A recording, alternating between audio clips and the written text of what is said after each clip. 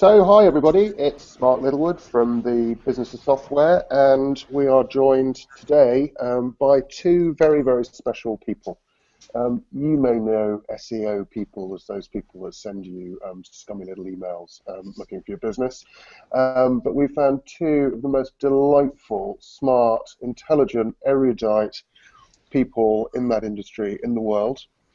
They couldn't be with us today. Da, da, da, da. So I'm going to introduce Dave Collins, who spoke at the last Business of Software conference. There you are, you're live on telly. Hello, telly. From Software Promotions, and also someone that really doesn't need any introduction, Mr. Rand Fishkin. Hi, Mark. Hi, Dave. Hi, everyone. It's a pleasure to be here. So thanks very much indeed for joining us. It's been a great week for us. I mean, not only have we got a hangout with you and lots of questions to ask you, but I just had an email a little while ago from Kathy Sierra to say that she just had the first copies of the production book, Badass Users, that she's been writing for the last 3 or 4 years. So that's something that's kind of come out of a couple of the Business of Software talks that she's done in Boston, and we are really, really happy for her. So we will put up a link to Amazon later on in this conversation. But Rand, you came to Business Software in September in Boston and did a brilliant talk. Thank you. You made SEO seem so simple. Why do people make it? Why do people sort of make it out to be so difficult and such a kind of dark art when all you seem to need to do is talk sense? So I actually think that the primary blame for SEO's reputation and its opacity doesn't lie with SEO practitioners. It lies with search engines. And most importantly, first and foremost, especially Google, right, who claims that transparency is a core value of theirs, but is very non-transparent about how their search engine works and why certain things happen. I'll give you the tiniest little example from last week, but I think it's very illustrative of their behavior. And Dave, you probably saw this and have seen this over the years too, which is there was a big discussion on a number of SEO communities about the value of putting your blog or any piece of content on your main website as opposed to in a subdomain. So you might have, businessofsoftware.com/blog, or you could have blog.businessofsoftware.com. And there were a number of articles, one that had gone hot on Hacker News about a startup that had moved their blog from a subfolder, right, to a subdomain, and lost a lot of the traffic to their blog and their main site, and then they moved coming back. So they're thinking to themselves, oh my gosh, this is really important for search traffic that I need to, put my content in a subfolder. But a representative from Google last week, oh, well, on that question, it doesn't really matter to Google. We see them both equally, which is maybe the truth to them, right? They don't care because they don't care about sending you particular traffic, but it's also a lie of omission and a lie of opacity, because the transparent thing to say is, oh, yes, we do have our algorithm. I can't describe them fully or in depth that say we consider subdomain the main domain, and so if you move those, you curse traffic.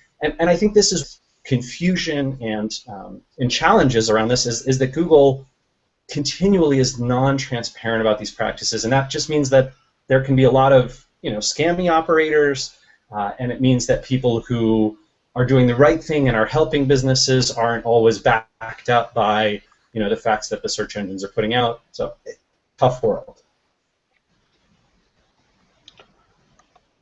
Dave, do you want to come? Add a little bit. Yeah, I completely agree. But I also think another factor possibly one that sort of compounds the whole this whole circle. There's a sort of cat and mouse type of situation where, let's say, I'll be polite because we're on air, unscrupulous SEOs try to trick Google. Google try to get one over them.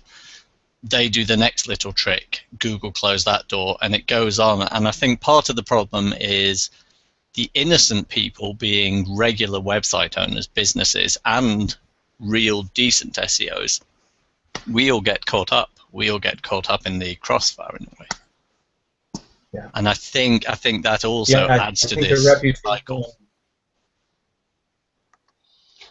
Yeah. So, sorry, I got something going on. I got some feedback in my background in my headphones. Dave, do you want to kind of pick up on some of the questions that you had, sort of specific to SEO there? Yeah.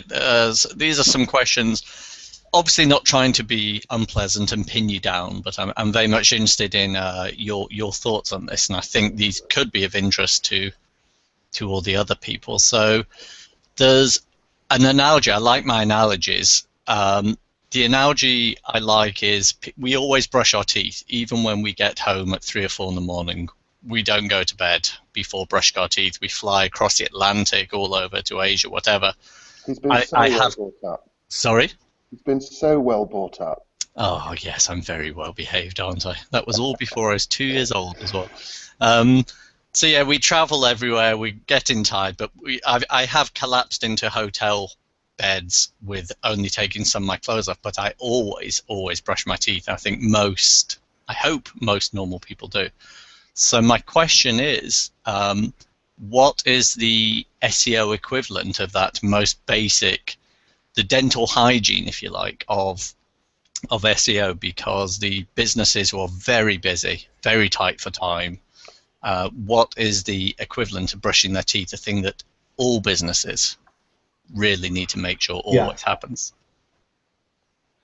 I think it's, you could think of this as one thing or two combinations, right? But it's crawling and indexing, right? It's just making sure, even if you're not targeting the right keywords, even if you haven't done any, link acquisition activities or marketing activities that are going to draw more people to your site, at least making sure that search engines can find your site, can index those pages, can crawl the link structure of your site and find things on them, so that if people are specifically looking for you on the internet, they can find you. And that will give you a lot of other opportunities too, but I see so many, and I'm sure, Dave, you do too, right? Folks who've blocked crawlers through robots.txt or have link structures that are unfollowable because they use very complex JavaScript systems or navigations that are only through Flash or only through form submission. People who, their tech operations folks come to them and say, hey, look, we're getting a lot of traffic. It's overwhelming our servers coming out of California. We need to block these IP addresses. And they go, yeah, sure, let's block those California IP addresses that keep hammering on us. And it turns out they're coming from Mountain View, California, and are in fact owned by Google. And so now you've just blocked Google's robot from crawling you.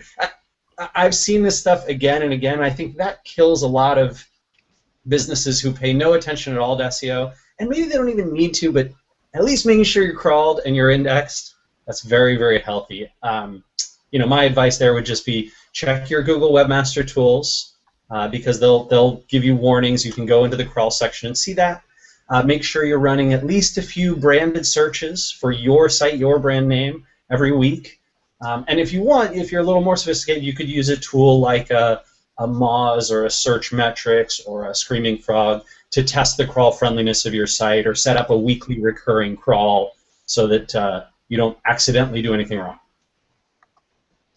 Yep, I like that. I like that a lot. Cool. If I could just push a little bit on one point, though, that if, in a way, up to a point, it's almost as though that's a one-time job. I know it isn't, but it's. Do you think that needs to be really ongoing? Yeah.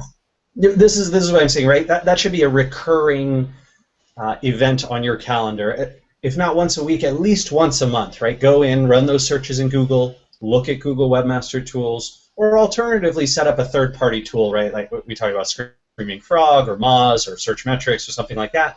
to go, right? These programs, essentially for a monthly subscription fee, they'll go crawl your website, they'll send you an email every week or every month at your preference and say, hey, here's the errors and problems and warnings that we found. So something like that on a recurring basis is critical. It's like brushing your teeth. You can't do it once. That's disgusting.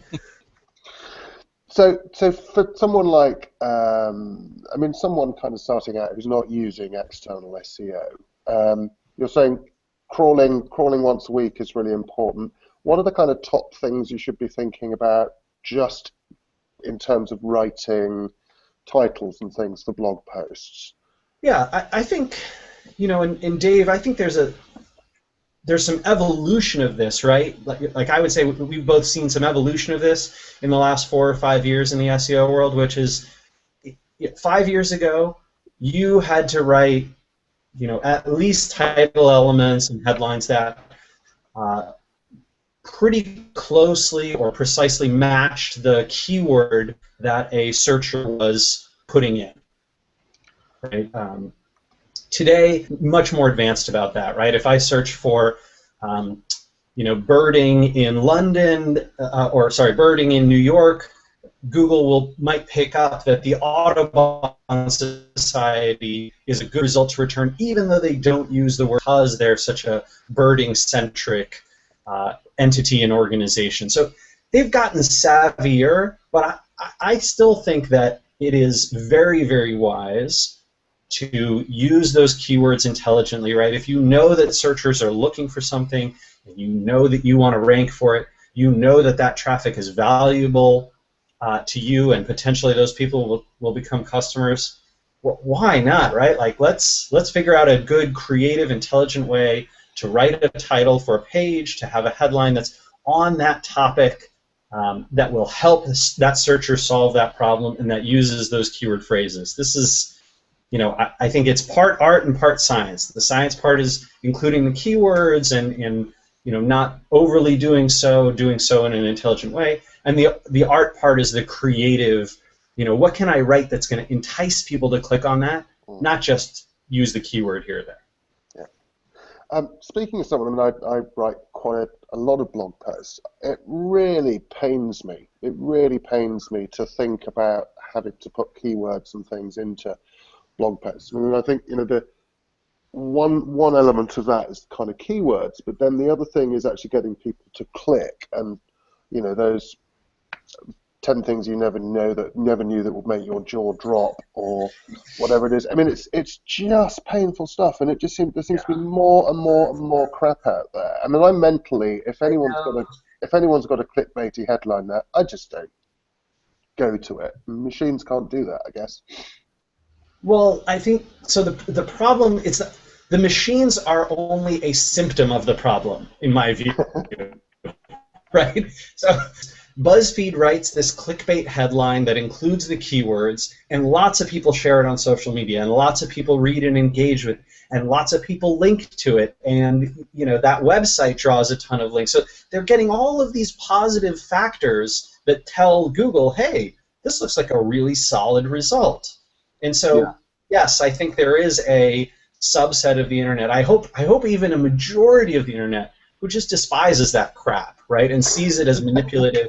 But it doesn't matter. It doesn't matter because it's earning all of these signals. And so I think the way to conquer clickbait headlines and that kind of crap is to do even better than they are doing. To find a way to connect with an audience, to find a way to create that same mentality of a desire to engage, a desire to draw links in, and links and shares of all kinds in without having to resort to that kind of clickbait style. And I think there's a lot of folks who've been very creative and intelligent about what the New York Times has done on the SEO front. I've been impressed with what The Economist has been doing. I've been very impressed over the years with Nate Silver and 538 in its various incarnations. So I think there's people who are rising above the clickbait crap and writing headlines and articles and content that uses keywords intelligently, but doesn't dumb it down to the listicle or the you won't believe what happens next, that just happens to play into the psychology of, whatever you want to call that crowd on Facebook that everyone mutes. Okay. Now, can you switch to the Q&A section, because we've got some great questions coming in. Some of them quite specific. What have we got here? Oh, do you know what? We'll give this guy a call. We'll give this guy a go. There's a guy called Dharmesh Shah. I've heard of him. What's this one? I know you use Twitter and G+ a fair bit, which is true. What's your take on LinkedIn? Let's see. Well, so for me personally, I have not gotten.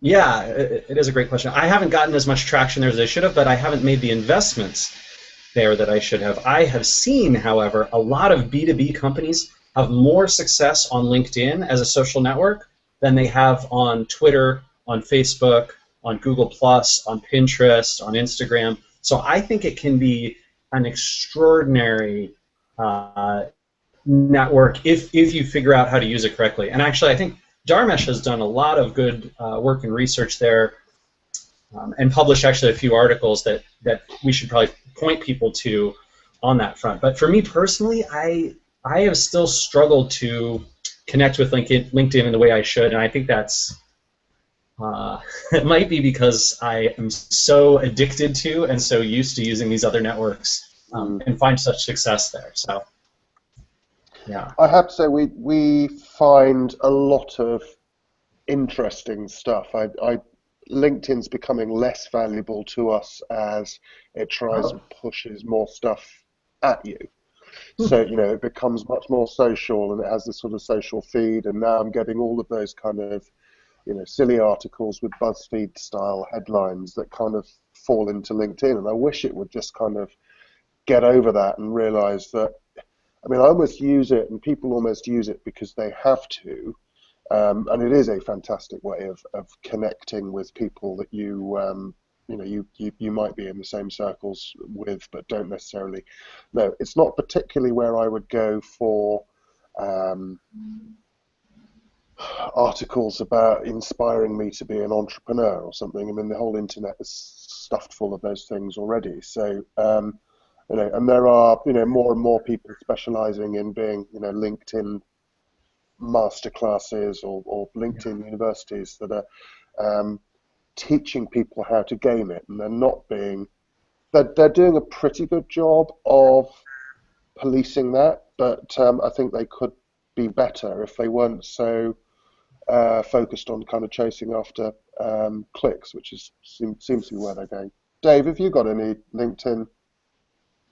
No, like yourself, I just sort of dabbled a little bit. I think the time's ripe in a way. I think there's some very good opportunities in the way the paid advertising on Facebook is incredibly good right now because it's very cheap, and there's still a lot of people out there who haven't worked out how to use remarketing on Facebook. Yeah. And I think LinkedIn's it's at that little crest of a wave. I feel that it's about to take off in terms of, let's say, the second tier of users. And I think the opportunities are going to start getting a little bit more diluted, to be honest, sadly. But right now, this is a good time. Yeah, I will say. Yeah, sorry, go on. No, I was going to add to that point. I think that LinkedIn and Facebook, but many of the other content advertising and content marketing platforms and networks, the paid ones, are still extraordinarily expensive for the return that you can get for the amplification, right? And I think that we have maybe a year left before those become more similar to the ROI that you can receive from. Yeah. Okay. Well, it's probably an interesting point to pick up on this question from Sean Anderson, who's another Boss regular, actually. Hi, Sean. Have you seen B2B success in Facebook, Twitter, or Pinterest, or are those avenues still strongly skewed to B2C marketing? We've actually seen quite a bit of success on Twitter in particular for B2B, and I think that's because certain, actually I should say, and Google Plus, because I think that certain niches do congregate, certain professional niches do congregate on those networks. So certainly in the marketing field, Twitter is extremely active. It's also active on Google Plus. I think in the world of, for example, photography, fashion, food, there's a lot of professionals, and particularly the influencer professionals, right? The ones who run blogs and websites, who are part of media, who are very active on Google+. Another, I've been surprised to see that there's a pretty strong network on both of those in the computer science and software engineering and hardware fields on both Twitter and Google+. So I think it very much depends on your niche, right? If you're trying to reach electrical engineers, or you're trying to reach, petrochemical executives, hey, look, Twitter might not be right, Google Plus might not be right, maybe LinkedIn is right. I think the job that we all have as marketers is to go investigate those networks, right, and use the tools that are available to us. There's tools for each of these networks, some of them internal, like searches on LinkedIn or Twitter, some of them external, like a follower wonk or a find people on Plus, which is deprecated. I think there's another version now. But you can use those tools to discover, hey, how many people who practice this particular profession are on this network, how many of them are active, who are the most popular ones, and then using that information you can decide where to put your efforts. Cool. Oh, there he is. I don't know about you, but I was just seeing a picture of Rand with concentric circles kind of flying around. Oh, geez. I thought you'd hypnotize me there or something. There's some other.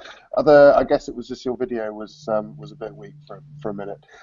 Couple of questions I want to run through here quite quickly. There's one I'm going to hand off big style to Dave Collins actually, but I'll come to that. So this is from James Young, who's Terrain Systems, I guess, down in Florida, I think. What about backlinks to your site from authorities in the same domain? How important are those compared to quality content on your own site?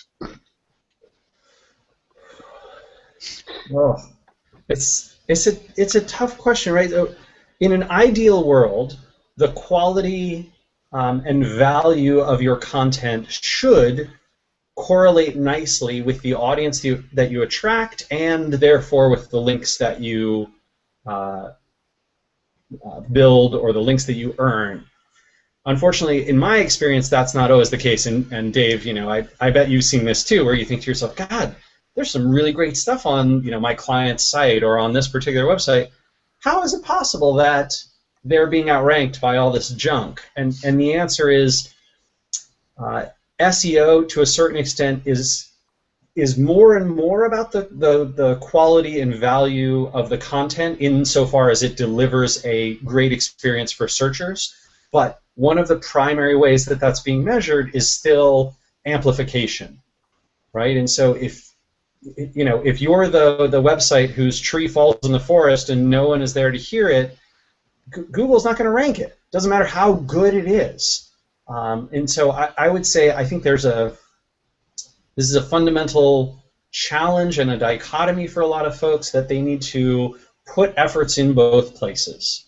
You can't say one or the other. Hey, I'm just going to create quality content and put it out there. That's not enough. Nor is it enough to say, hey, I'm just going to do promotion and I don't care what kind of crap I have on my website. Right? These two elements are inextricable from one another. You have to keep them combined. So SEO is not about one or the other. It's about both right now. Do you get a lot of evidence that Google and other search engines, I guess there are other search engines, aren't there? Is there a lot of evidence that they're picking up on social noise, social traffic, Twitter, and all of these things? Are they ranking things higher And is there sort of clear correlation for that? To that specific question, the answer is yes. There is a very clear, strong, powerful correlation, as strong a correlation as you would find with any metric around links, most any metric at all, right? You see social shares, Google Plus shares, Twitter, Facebook being very highly correlated with things that tend to rank higher. However, again, this is one of those areas of strong debate in the SEO world.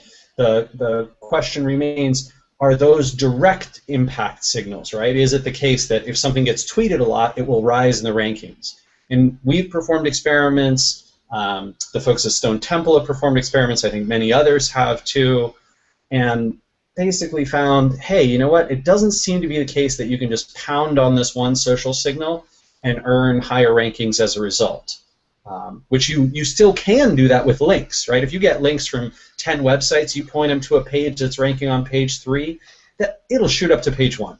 Like it just, for anything but the most competitive keywords, that is just a almost automatic system, and we see that again and again. However, I think that there are some elements, direct or indirect. I can't say which, and I don't know exactly how they're doing it, but I believe that Google is doing something to capture activity that's often very closely associated with social signals, and using that to infer an element of engagement or user usage data, or maybe it's merely the fact that social shares are very well correlated with links of some kinds, and Google's weighting those, but there seems to be something going on.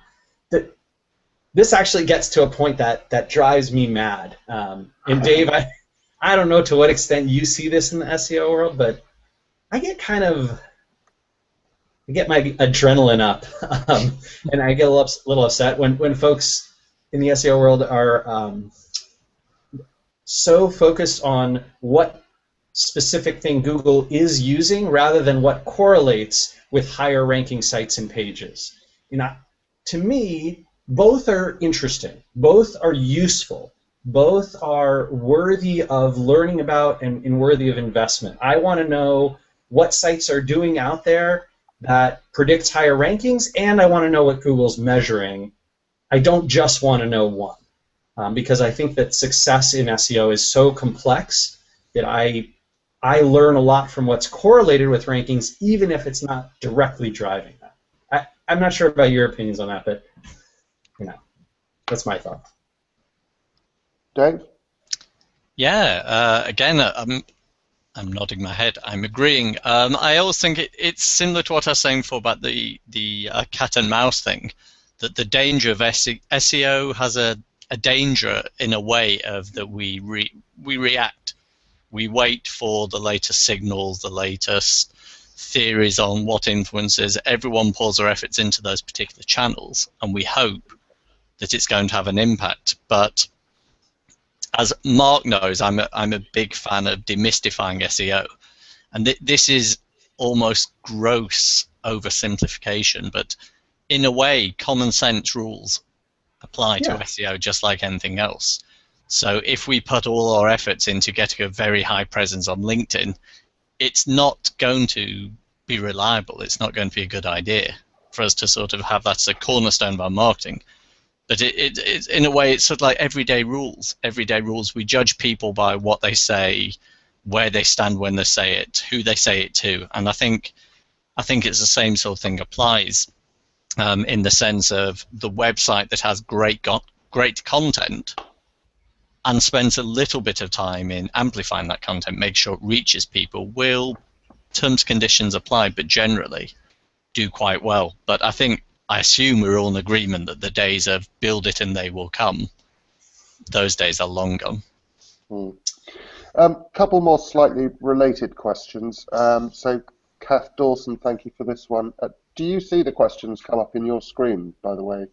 Yes. Right, okay. So I'll read it out anyway, because that's... I actually don't see them, sorry. Okay.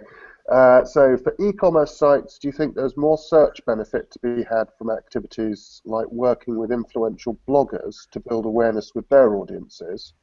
or building content assets to promote through social channels and earn links?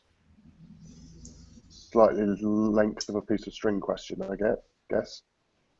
I think this is an area where there's no right path for everyone, but there is a right path for you. I know that's a little bit of a cop-out answer, and I'm giving both sides, but I'll explain what I mean. It's like Confucius never left the room. No, but yes and no, right? It really is the case that what is going to work for you is not the same as what's going to work for everyone. So I think in e-commerce, it could be the case that you in particular are great at attracting a social audience on Twitter, on Facebook, on LinkedIn, on Google+, on Pinterest. Pinterest is hugely powerful with a lot of e-commerce sites I know, as much so as Facebook in a bunch of cases. And if that is the case, then that's going to be a great channel for you. And perhaps you're not good at that. Maybe for some reason, something about your network, something about your personal strengths and weaknesses, the strengths and weaknesses of your organization, maybe you're not great at doing these, building up that social media audience, and so creating those assets, sharing them there is like shouting into a void and no one hears you. But working with influencers, right, the bloggers, the people who can amplify that message for you, and getting the message out to their audiences is a more successful tactic for you. So, in my opinion, this is really about who's in your audience, how you can approach them, and what your strengths and weaknesses are, not an industry-wide proclamation that, yes, social media sharing always works, or yes, blogger outreach always works. If I were in your position, and I have been many times, right, I test. I see, hey, how good am I at reaching the audience on, back in my early days building up Moz, right? It was search engine strategies and search engine watch and high rankings forum and create a site and all that kind of stuff. And I'd go to those places and see if I could build an audience there. And I'd also try and do some social stuff. Back in the old days, that was like Dig, Reddit, it was forums, So. And then you figure out what you're good at. You figure out how your content resonates, who your audience is and where they are.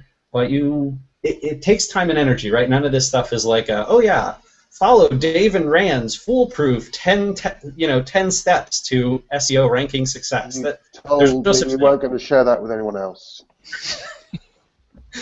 The only thing I would add to that, actually, Kath,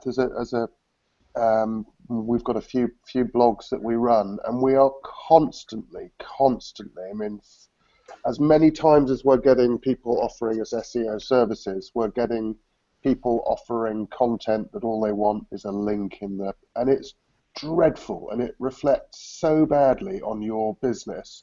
Yeah. If you're getting one of those kind of freelance monkeys to email everybody sort of saying, hey, we've got this amazing piece of shit that we want to share with the world. Sorry, amazing piece of insight that we want to share on your blog, and can we have a link back to product X, Y, or Z? If you're going to do that stuff, do it properly and do it yourself. Don't get freelancers who are paid by the post, I guess. Yeah. Sorry, rant over.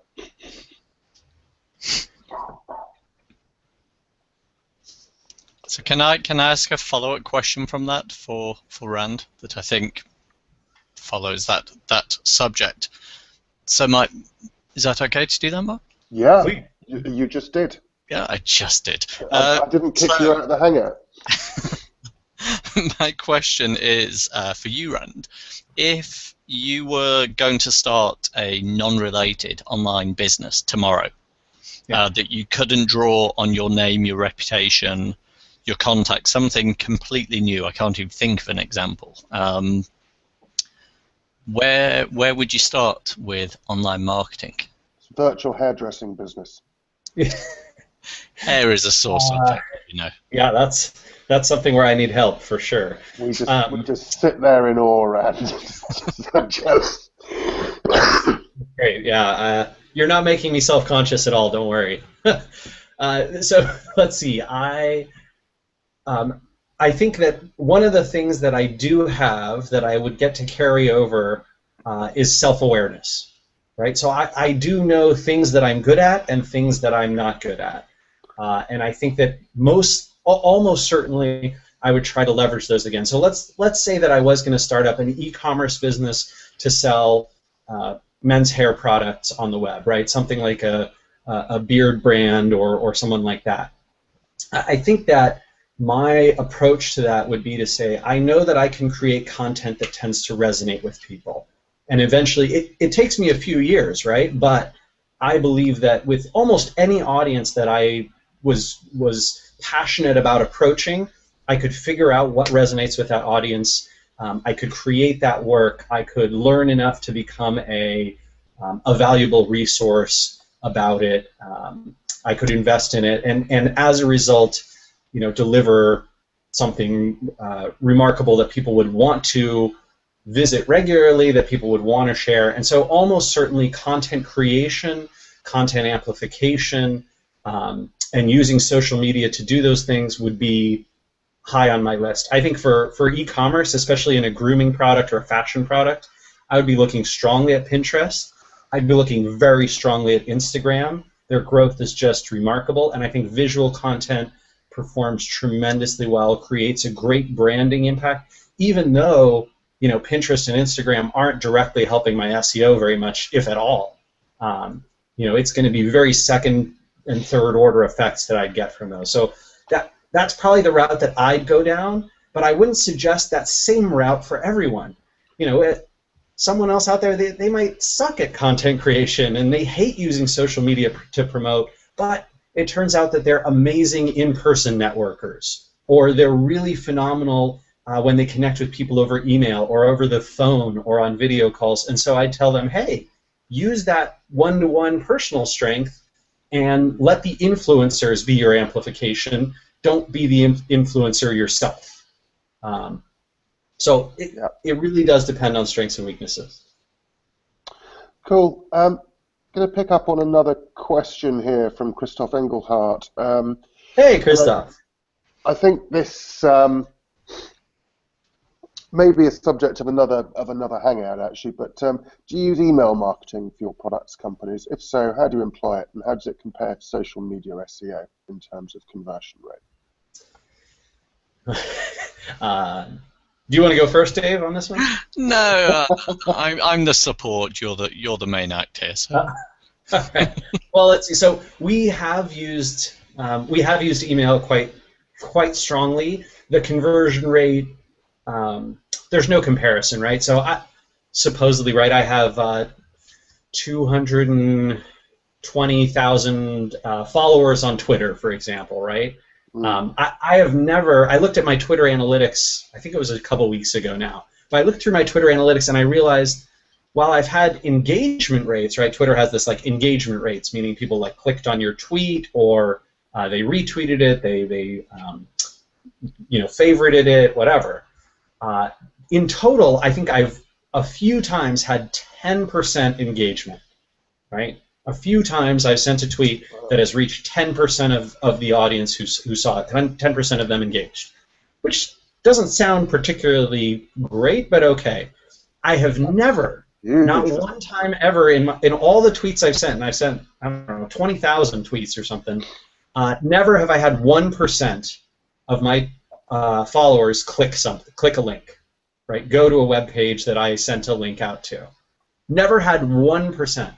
I've had email conversion rates as high as 3 to 5%, not click-through, but 3 to 5% of folks taking the action that we asked for in email. I think an email subscription, when you build it right, is so much more powerful a connection. It's so much more personal. It's intent-driven. It's a desire like, yes, I am specifically interested in, in our case, marketing software that focuses on SEO from the company Moz. I want Rand to email me, once a month or whatever it is, and that email is something I intend to see. My email, it tends to be the case that I go through every email that I get, as opposed to the tweets, which, they're lost in the ether, just like Facebook posts or LinkedIn posts or anything else. So I think email is a hugely powerful channel, and in my opinion, email subscriptions should be a conversion that you drive through social. right? So social is like a first touch or second touch. Is how you reach people out there who might be interested, and then email is a conversion point that's very low friction and low investment, doesn't cost anything, right? But if people are truly interested, they'll sign up for your email, and then you have an opportunity to market to them as long as you keep that communication empathetic. Yeah. Cool. I've nothing to add to that either. I think email is always, if you can use social to build an email list, then that's probably the answer. That's the ideal.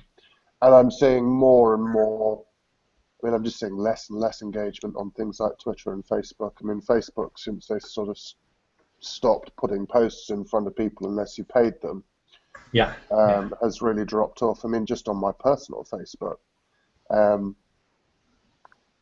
when you actually pay for things, then you get a whole load of quite crummy engagement, likes or random likes from people that are clearly a million miles from the kind of audience you're looking to engage with.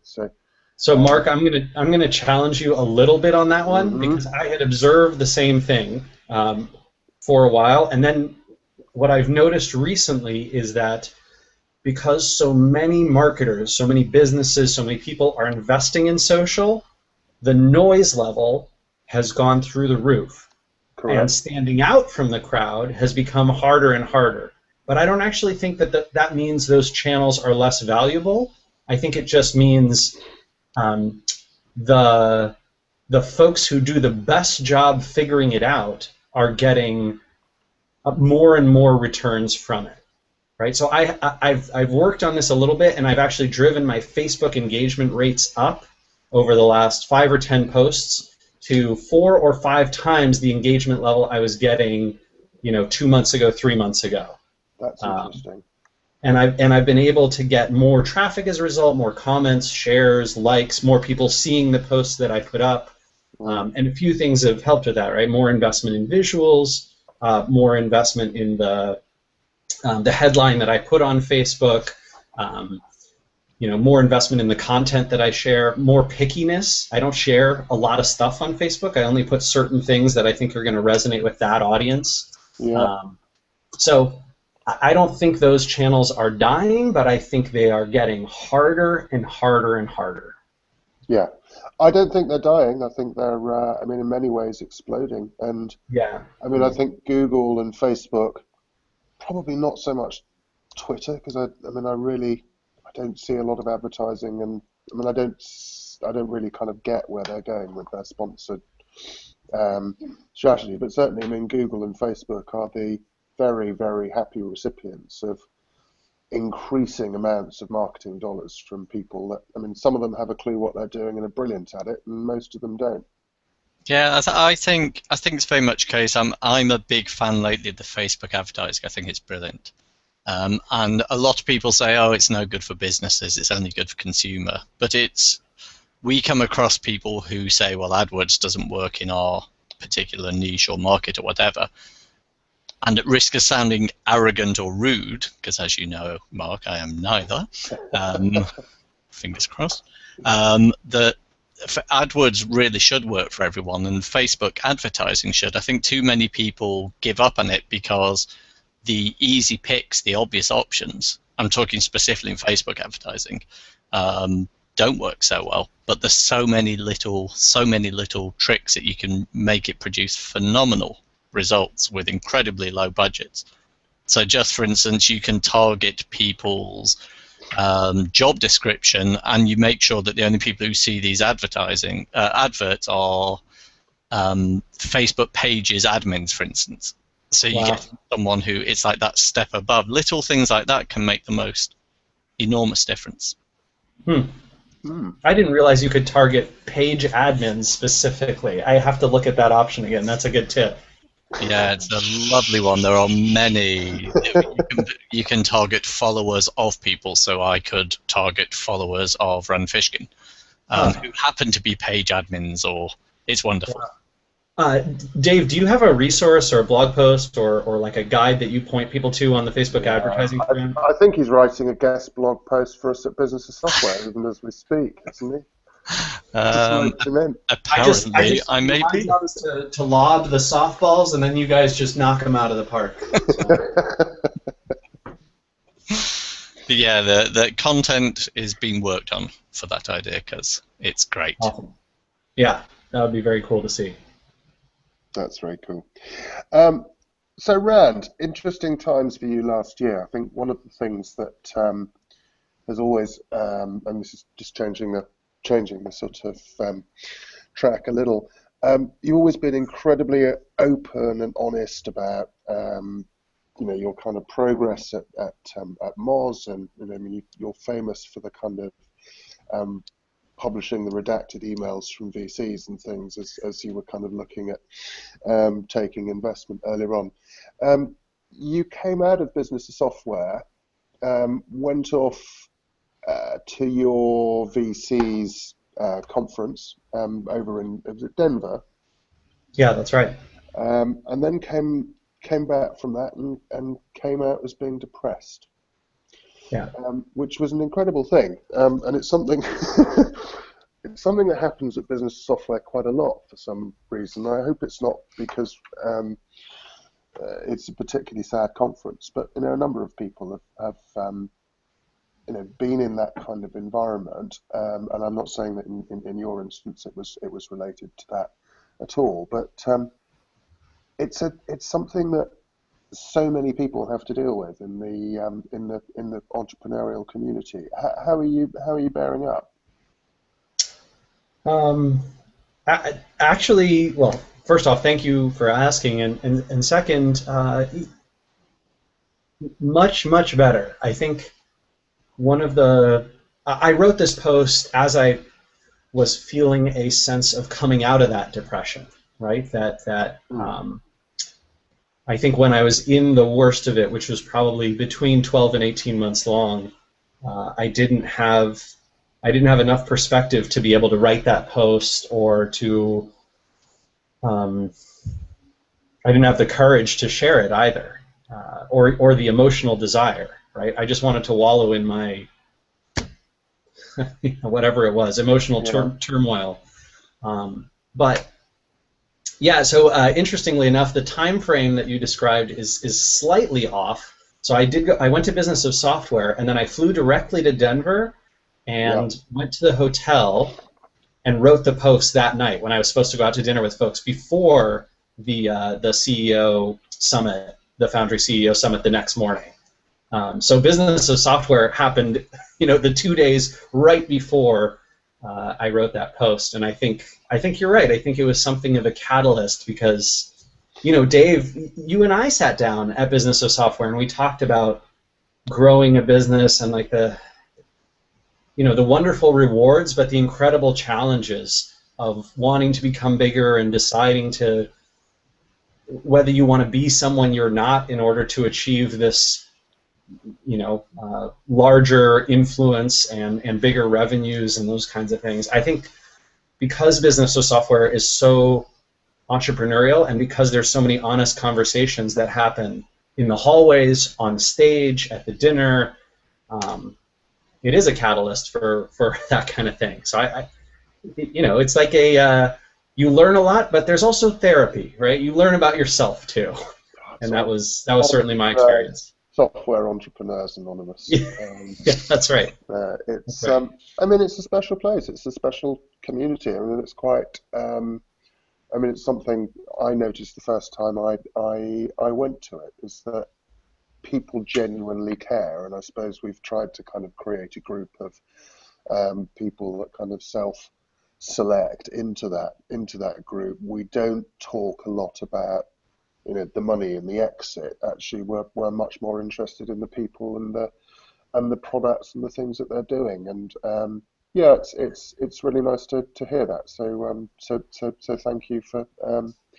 Just compare that to I just compare that to the reports coming out of like the TechCrunch conference and events and the recent awards show, and to me that stuff is disgusting, right? It's just clearly misogynist, clearly at least a little bit racist, clearly ageist, and then just a lot of that, like you said, focus on the money, the exit, the celebrity of it, rather than the people, the process, the product, and so I think that one thing that's interesting that I've seen is companies tend to inherit the strengths, weaknesses, and characteristics of their founders. And so I think, Mark... Lucky Uber. Mark, you, by virtue of and the folks who've created it, right? I know that there's many folks on your team who are involved in the creation of business to software, but I think that it inherits those characteristics, and those people, all of you who put it together, are empathetic. You care about people. You care about process, and as a result, your baby, this conference, inherits those as well. Mm. Well, actually, I would say, add to that the person that created it was Neil Davidson, who is the co-founder of Redgate Software, which is actually where we have an office. And this, funnily enough, the office that we're in here, and this is Tanya. And, it's quite lovely. That's a beautiful room. This office is, I don't know if you can see. These are rooms. We can see the ceiling really nicely, but that's sweet. So this is the Snorting Horses room, which was named, was designed and built in honor of Kathy Sierra.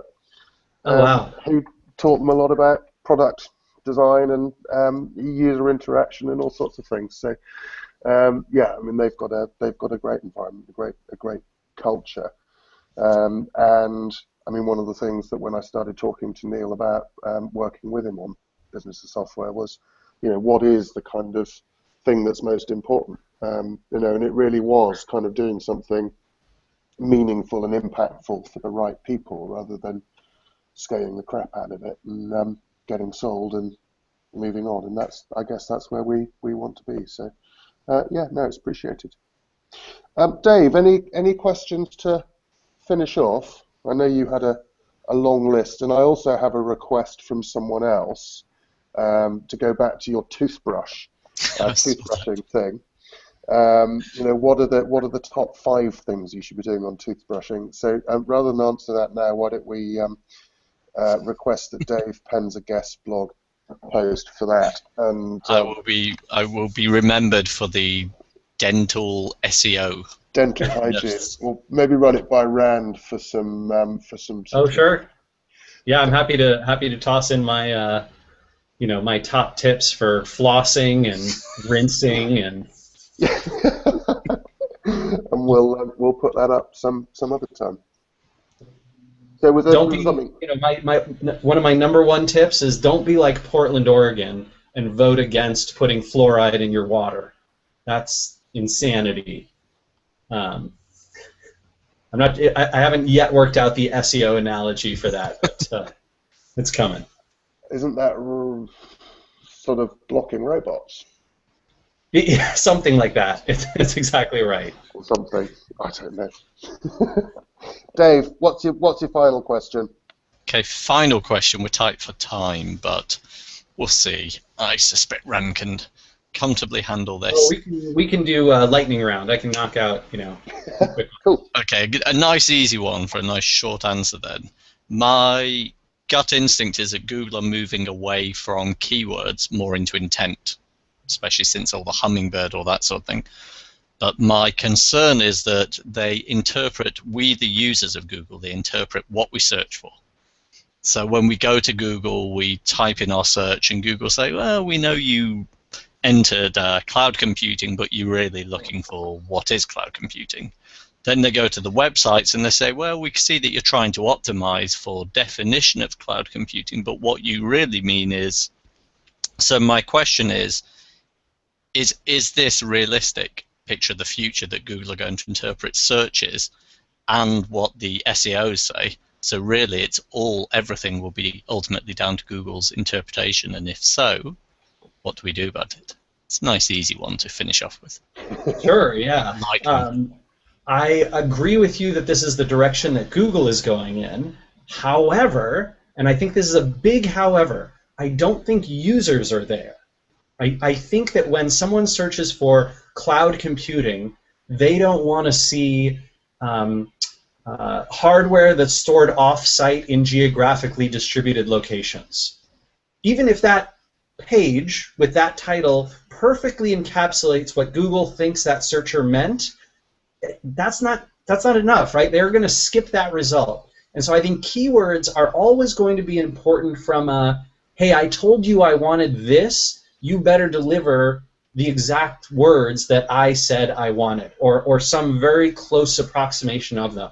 So I think even as Google expands to intent matching, there will always be a benefit or a bonus to getting keyword precision right. And that doesn't always mean exactly right and perfectly right, but I think the Audubon Society of New York would do better if they said Audubon Society for professional and amateur birders than if they just said Audubon Society. I think one is more descriptive, one is more likely to draw the click. Drawing that click in means that you get a higher percentage of people who are searching going to your result, which means more visits, which is more engagement, which builds on itself. So yes, I agree with you, Google's going that direction, but I think long term you're still going to see searchers biasing again and again to the results that match their query as closely as possible. That was surprisingly easy to answer, apparently. At least you made it sound that way. Yeah, we've been thinking about this a lot, right? As we're like trying to design, hey, well, should our software help people more around the intent, or does keyword matching still matter? And so as we've seen these tests, like around click-through rate and eye tracking and that kind of stuff, like people, when they search for cloud computing, their eyes still go to the results that have that bolded word, cloud computing, in it, even if it isn't, the first result. So ultimately, I mean, in a way, keywords are just the front end for language, aren't they? And language isn't going anywhere. That's what I should have said. Keywords are a front end for language. I've been preparing that for years. I've just been waiting for the right moment. Brilliant. Here's something I'm asked all the time. Maybe it's a quick one, maybe it isn't. How do you choose an SEO company, or how do you actually just weed out the ones that are scammer idiots? Yeah. That is a big question, and I think we could go deep down a rabbit hole with it. My top level answer is a great SEO company or consultant should be able to do a few things. They should be able to show you the work that they've done transparently, and not just tell you, here's the results we got, but here's the process we used to get those results. And you should be able to understand how they did it, why they did it, and what they did. I think the days when SEO experts would hide everything and they'd be like, hey, that's my proprietary process, I don't share that, that's secretive. Those days should be over, right? This information is transparent on the web, it's available from Moz and dozens of sites like ours, so the process is not secretive, it's just you should have a great connection, you should get that positive feeling, and there should be no secrecy or confusion. If you ask them, hey, how does Google rank results? They should be able to say, well, it's very complex, but I'll give you a breakdown of a few important things that really matter, and I'll tell you what we do to influence those things. Awesome, right? This is not rocket science. It is complex computer science, but it is explainable, and a great SEO company should be able to explain it to you. See, I hate to do it because this is kind of the conversation I had with Dave Collins when he was pestering me to talk about business of software, SEO, and all the rest of it. And I was like, no, you're one of those SEO people. I know what you like. And we had this conversation. And try as I might, I can't not listen to him. I can't not be his friend because. You have to, right? Like, so you think about the power and influence that Google has over the web. Something close to 6 billion searches a day. That are sending out more than 10 times as much traffic every day as Facebook sends out, and intent-driven traffic, right? People are saying, I want this thing right now, and you have a chance to be in front of them. SEO is nothing more than saying, do I want an opportunity to be in front of the people who say they expressly want what I have to offer, or do I want to give that opportunity to my competition? Because people are searching regardless. They're searching whether you're there or not. So, I think SEO has to be something that you consider and either consciously reject as a business and say, hey, you know what, we're going to hand that traffic to our competition and focus on something else, or it's something where you say, we're going to make a serious investment and we're going to try and capture some of that audience. Yeah. Well, I think that's great. Add something to it? Mm. Yeah, go. I think it's something that, in terms of separating in a way the dodgy people from the not so dodgy people, you can't make that informed decision without at least a very basic level of knowledge. So when I choose the accountant for our company, I've got to know at least the right questions to ask, rather than blindly putting all my trust and faith in him, and just assuming he's going to do the right thing. And I think all too often, if you know nothing whatsoever about SEO and you go to these companies and you ask them the questions, they can dazzle you with some very impressive answers and tap into some common sense and a little bit of black magic and make it sound wonderful. They'll think a small amount of time, especially for a small business, a small amount of time just learning the basics, enough to say what this guy's saying is nonsense or this is actually credible. I think that can go a long way. Yeah, and there's a few good free SEO guides out there, right, that are 1 or 2 hour reads. So, if you're going to go spend some time interviewing SEO companies, jumping on the phone with people, do yourself that favor, read one of those guides, for a couple hours and get a good sense of it. Yeah, such as, you won't plug it directly, the Moz SEO guide, if that's what it's called, or the guide to SEO, it's phenomenal, and there's everything in there that someone needs to make that informed decision.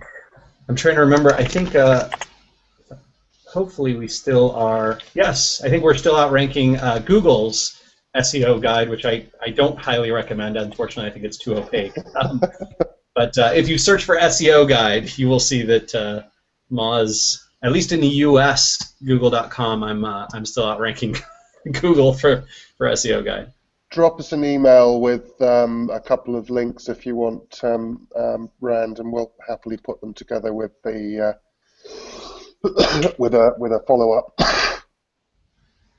Sounds good. Blog post here.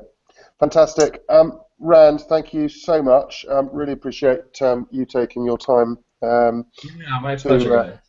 To spend time with us today. Dave, thank you very much indeed, and for some intelligent SEO questions as well. Relatively. Expected anything else. Our next Hangouts, gosh, who have we got? Jeff Tall Jeff from, I'm always going to muddle his name, I'm sorry. So Tall Jeff is the CEO of Stack Exchange. I think we've got lined up for the 5th of March, and on the 3rd of March, we've got Derek Sivers. So he's down in New Zealand at the moment, teaching himself to code again. So that's going to be at quite an odd time of day. But thanks very much indeed for joining us today. Rand, look forward to seeing you soon. Can't wait. Make sure you give us a shout when you're over in the UK, if that's going to happen. Will do. Will do. Thanks, guys. And see you all soon. Thanks so much. Yeah.